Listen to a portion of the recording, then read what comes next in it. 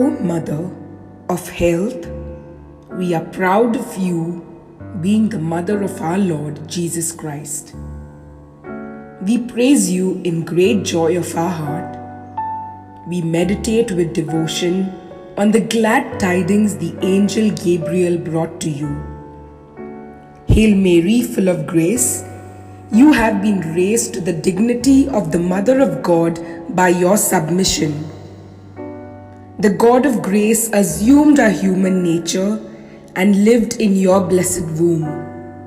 You are blessed among women. We pray to you that we may bear in us our loving God and be filled with His grace. Help us that we may be humble and chaste to resemble you and be enriched with the gifts of the Holy Spirit. We ardently desire to be united with our God through the fruitful reception of the sacraments.